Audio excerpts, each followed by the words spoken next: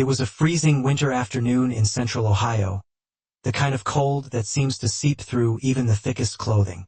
The wind hurled snow and sleet mercilessly from the northwest, and I was starting to feel the familiar ache of the flu settling in. As a carpenter, I was perched on an exposed hillside, framing a house while the icy air cut through me like a blade. Recently, I'd been clocking extra hours to save for a family trip to Panama City, Florida, planned for spring break. Money had been tight ever since we bought the spacious home, a place my wife had always dreamed of owning. The thought of warm Florida beaches offered a small comfort as I worked. I imagined myself soaking up the sun by the ocean, a welcome escape from Ohio's relentless winter. The fantasy even included sneaking a few discreet glances at the college girls on the beach, just a fleeting indulgence in a monotonous grind. But today I felt absolutely miserable. My head throbbed, my fever climbed, and the unforgiving weather made every movement an ordeal. I told the foreman I needed to call it a day. He took one look at my pale, fevered face and sent me home without protest, warning me not to risk pneumonia. Without hesitation, I climbed into my old truck and began the drive home, too drained to even call my wife and let her know I was on my way. Let me introduce myself. My name is Elijah Lipton. I'm 36 years old, 6 feet tall, and weigh 220 pounds. Sure, I carry a bit of extra weight, but I've always enjoyed my beer in the occasional lazy evening. My hair is thinning, but at this point in my life, I'm not looking to impress anyone. My wife, Elena, short for Elena, is my world. We've been married for 16 years, tying the knot fresh out of high school. Elena works part-time at a medical office, handling records and insurance paperwork, 3 days a week. She isn't flashy, but she has an enduring beauty.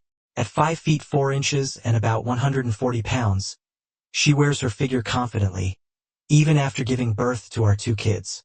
Brad, our 15-year-old son, and Angie, our 13-year-old daughter, are good kids, average students but kind-hearted. We're a close family. I tend to be the disciplinarian while Elena provides the softer touch. It's a system that works for us. That afternoon, around 1:30, I pulled into the garage and noticed Elena's car was gone. She was probably running errands, I figured. Exhausted, I dragged myself inside, aching from head to toe, and headed straight for the shower. But as I climbed the stairs to our bedroom, I noticed something strange. The bed was unmade. This was unusual. Elena was meticulous about keeping the house in order. As I stripped off my work clothes, I noticed damp spots on the sheets where the covers had been tossed back. My fingers brushed against the fabric. It was slick and damp. Bringing them to my nose, I caught a distinct, unmistakable odor. It was the smell of intimacy, and it wasn't mine. My heart sank. I couldn't recall the last time Elena and I had been together, more than a week ago at least. Lately, I'd been too worn out from work. Anger and confusion surged through me, but my fever-clouded mind struggled to process it all. Instead of confronting her immediately, I decided to shower, take some medicine, and think it over. The hot water brought temporary relief to my chilled body, but my thoughts churned with disbelief and betrayal. After drying off and slipping into my pajamas, I took a dose of NyQuil and began moving my things into the guest room down the hall. I had just finished relocating when I heard the garage door open. Elena was back, and she wasn't alone. I could hear voices coming from the kitchen. Moments later, hurried footsteps echoed on the stairs. She appeared in the hallway, her face pale as she spotted me with an armful of clothes. "Oh, you're home," she said, her voice trembling. "I had to rush to school. Brad wasn't feeling well." "I'm sick too," I replied flatly, brushing past her. "I'm going to bed." "Why aren't you sleeping in our bed?" she asked, trailing after me. "I don't want to give you the flu," I said. "Besides, I'm sure your lover wouldn't appreciate catching it either." Her face went ashen. "What are you talking about?" she stammered. "Go check the bed and tell me I'm wrong," I said coldly. She turned and entered the bedroom. A moment later, I heard her stifled sobs. "Oh God," she whispered, her voice breaking. "I didn't mean for you to find out like this. I don't want excuses. I cut her off sharply. Right now, I'm too sick to deal with this. When I'm better, you'd better have one hell of an explanation. Tears streaked down her face as she leaned against the wall, whispering, I'm so sorry. I said nothing more, retreating to the guest room before shutting the door. I made one thing clear. I'll never sleep in that bed again.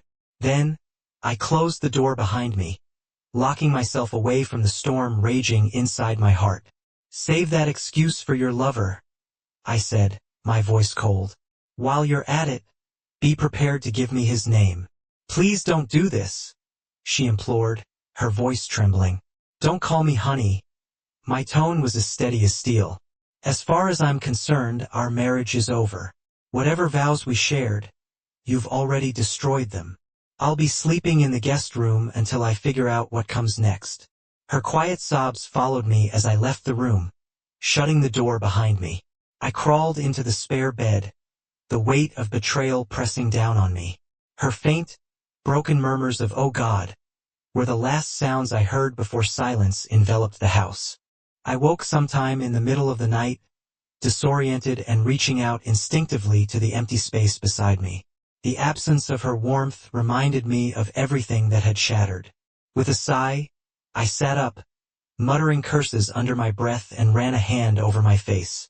A gnawing hunger prompted me to grab my robe and head downstairs. The clock in the kitchen showed it was just past 2 a.m. I rummaged through the fridge, reheating leftovers as the microwave's steady hum filled the silence. My thoughts swirled, fragments of my marriage flashing through my mind like a cruel slideshow.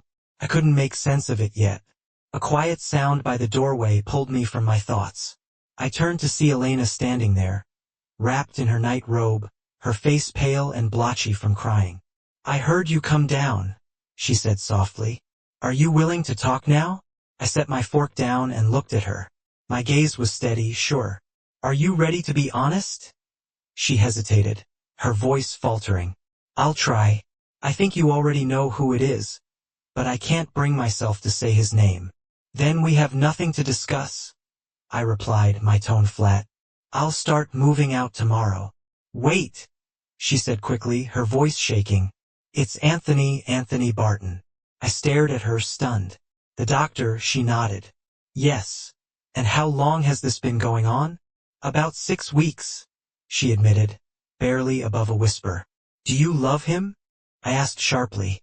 I don't know, she whispered. You don't know? My voice rose. You've been with him, physically, emotionally, in the bed we built our life on. The bed where we created our children. And now you're not sure if they're even mine. My words were intentionally cutting. Her face crumpled with pain. God, no, Elijah, she said, her voice breaking. Is it over? I demanded, leaning forward. I don't know, she whispered, her voice trembling. You don't know? Anger surged through me, my fists clenching. You don't know. Please, Elijah, she said desperately, her voice a hush. Keep your voice down. You'll wake the kids. I fixed her with a glare. You can't even tell me if it's over. And yet you think I'll just stand by and watch this happen? I don't want a divorce, she said, her voice cracking. I still love you. But Anthony, he's married too. He has 3 kids just like us. He can't leave them, but he needs me. He needs my love. Just like you do. Her words hit me like a blow.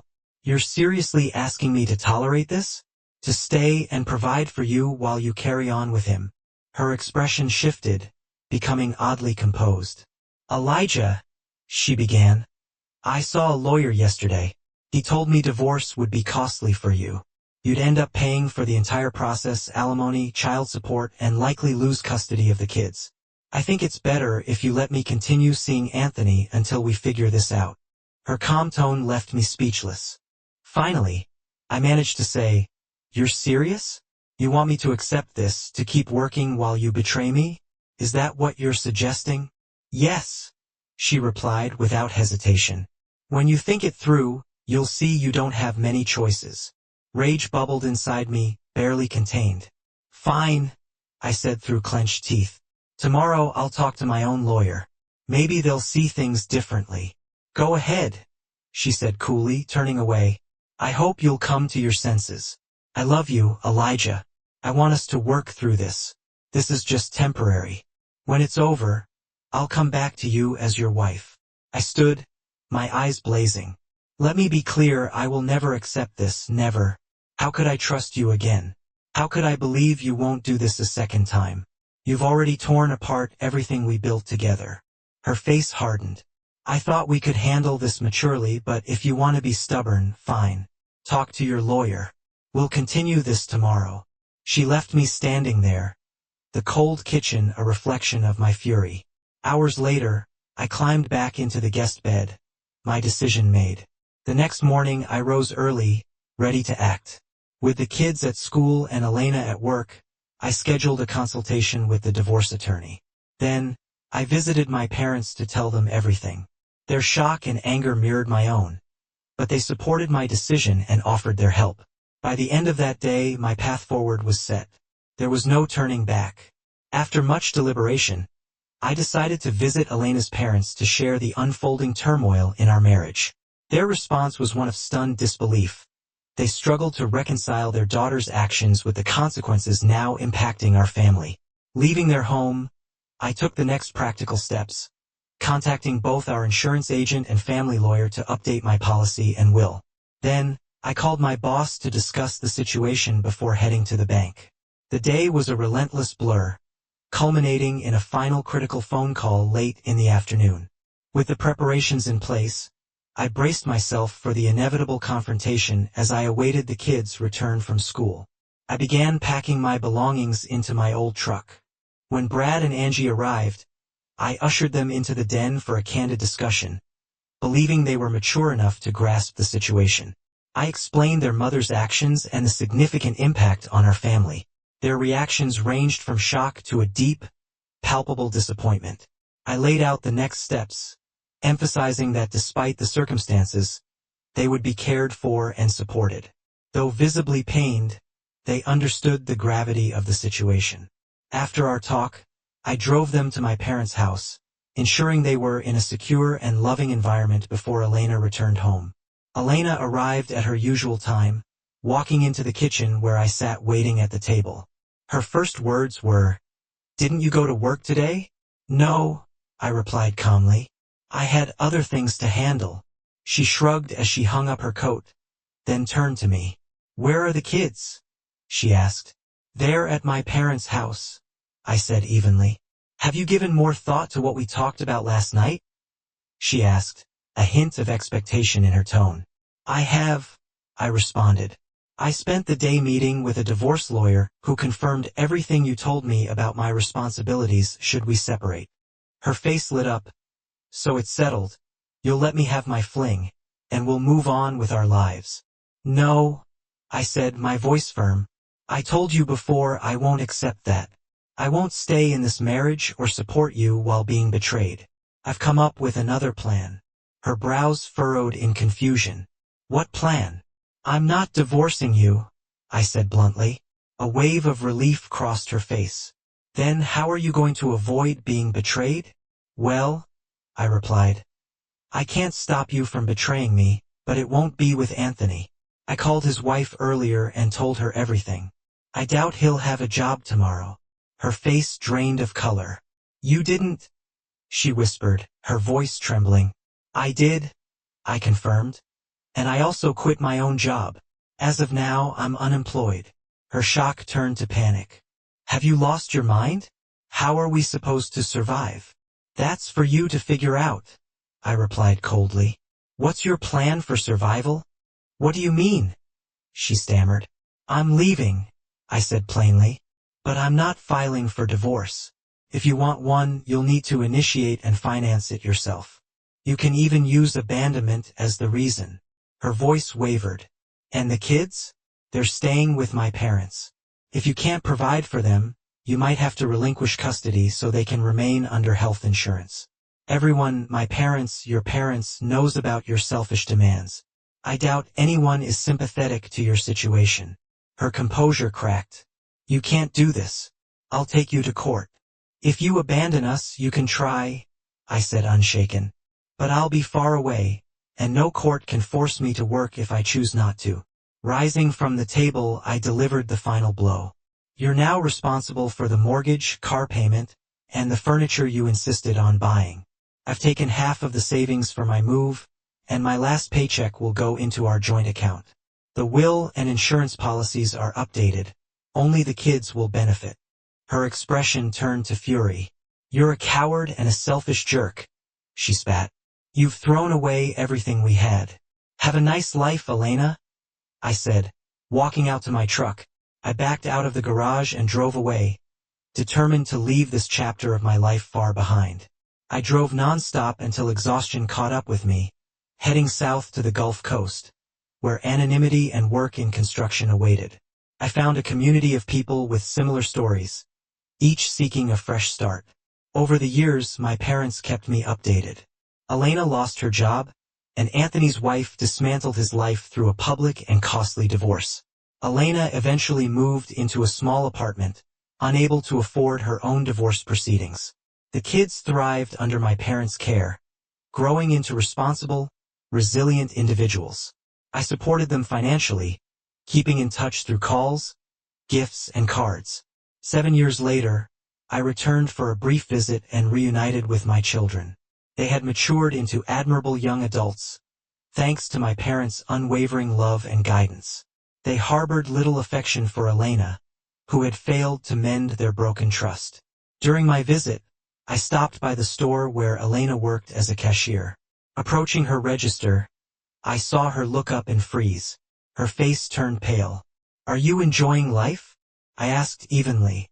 Her lips trembled, and she fainted without another glance. I walked away, never seeing her again.